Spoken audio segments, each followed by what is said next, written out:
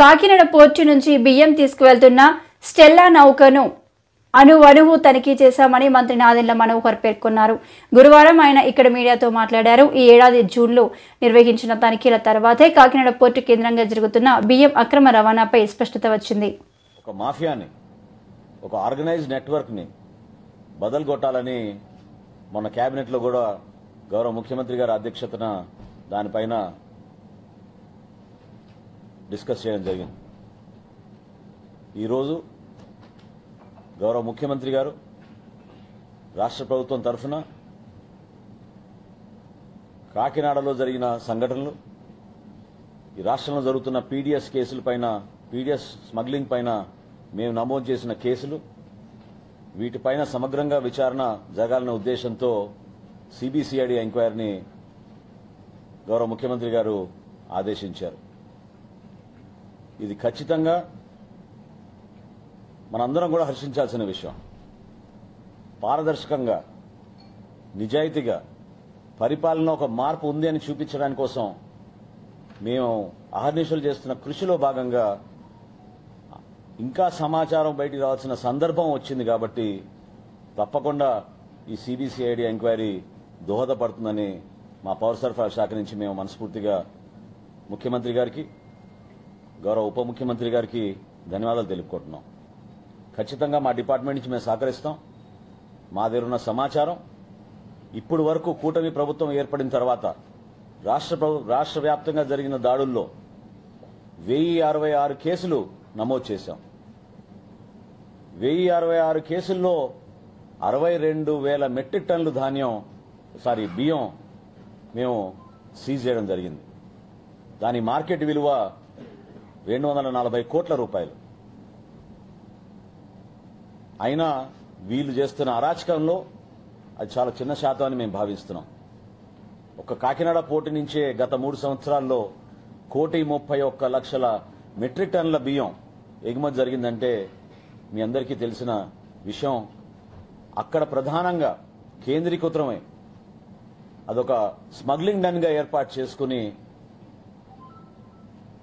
రాష్ట్రానికి, ప్రజలకి నష్టం కలిగించే విధంగా వాళ్ళు పరిపాలించిన విధానం మీ అందరికీ కూడా ఈ పాటికే మీకు తెలిసింది.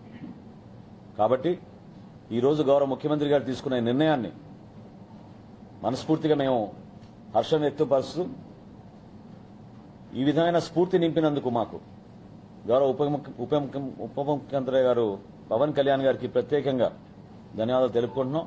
రాబోయే రోజుల్లో ఈ పూర్తి సమాచారం అందరికీ అందించే విధంగా, మా తరఫు నుంచి మేము సహకారం అందించే విధంగా, క్షేత్రస్థాయిలో ఎవరికైతే ఇంకా సమాచారం ఉందో దయచేసి మీరందరూ కూడా ఈ ఇన్వెస్టిగేషన్లో సహకరించండి, విలువైన సమాచారం అందించండి. అదేవిధంగా రాష్ట్ర వ్యాప్తంగా రైస్ మిల్లర్స్ని కూడా మేము రిక్వెస్ట్ చేస్తున్నాం. ఈ సందర్భంగా ధాన్యం కొనుగోలు విషయంలో కానివ్వండి, పీడీఎస్ రైస్ స్మగ్లింగ్ విషయంలో కానివ్వండి, మీరు ప్రభుత్వంతో పాటు కలిసి పనిచేయాల్సిందే. మీరు ప్రభుత్వం ఇచ్చిన ఆదేశాలని అమలు చేసే విధంగా, నిజాయితీగా, పారదర్శకంగా మీరు చేసుకున్న వ్యాపారాన్ని మేము ఎక్కడ కూడా మిమ్మల్ని ఇబ్బంది పెట్టకుండా ప్రభుత్వ కార్యక్రమాల్లో మీరు భాగస్వాములు అయ్యే విధంగా మీరు నిలబడాలి. అంతేగాని ప్రభుత్వ వ్యతిరేకంగా చేసే కార్యక్రమాల్లో మాత్రం మీరు పాల్గొంటే చాలా ఖచ్చితంగా వాళ్ళపైన యాక్షన్ తీసుకుంటాం. ఈ సందర్భంగా ఈరోజు విశాఖపట్నంలో ఒక రీజనల్ కాన్ఫరెన్స్ ఏర్పాటు చేశాం. ఉత్తరాంధ్రలో మేము ధాన్యం కొనుగోలు చేసే సందర్భంలో ఇక్కడున్న అధికార యంత్రాంగాన్ని సెన్సిటైజ్ చేయడానికి ఈరోజు ఈ కాన్ఫరెన్స్ ఏర్పాటు చేశాం. ఈ రోజు వరకు రాష్ట్రంలో ఈ ఖరీఫ్ సీజన్లో 10,59,000 మెట్రిక్ టన్నులు మేము ధాన్యం కొనుగోలు చేశాం. ఇదొక రికార్డు.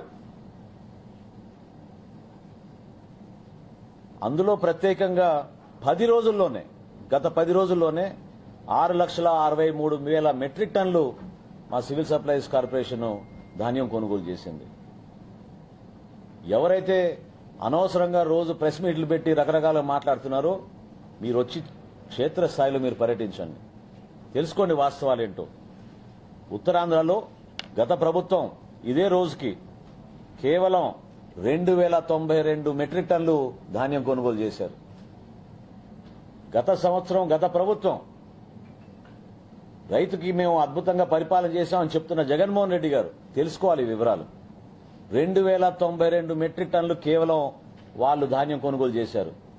అదే కూటమి ప్రభుత్వం గౌరవ ముఖ్యమంత్రిగా చంద్రబాబు నాయుడు గారి ఆదేశాలతోటి క్షేత్రస్థాయిలో అద్భుతంగా మేము ఈ కార్యక్రమాన్ని ముందు తీసుకెళ్లి 161,489 మెట్రిక్ టన్నులు ఒక్క ఉత్తరాంధ్రలోనే మేము కొనుగోలు చేశాం.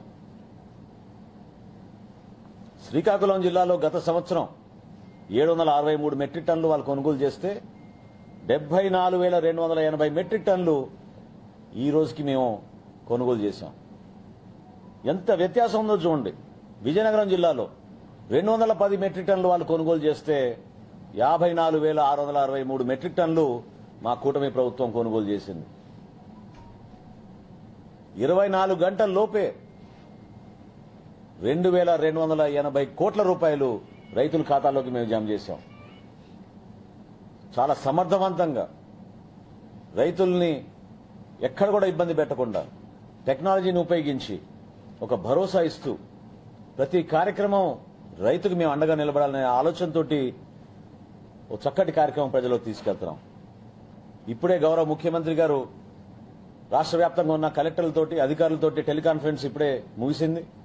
చాలా స్పష్టంగా చెప్పారు, ధాన్యం కొనుగోలు విషయంలో ఎక్కడ కూడా ఉదాసీనత చూపించకూడదు. క్షేత్రస్థాయిలో ప్రత్యేక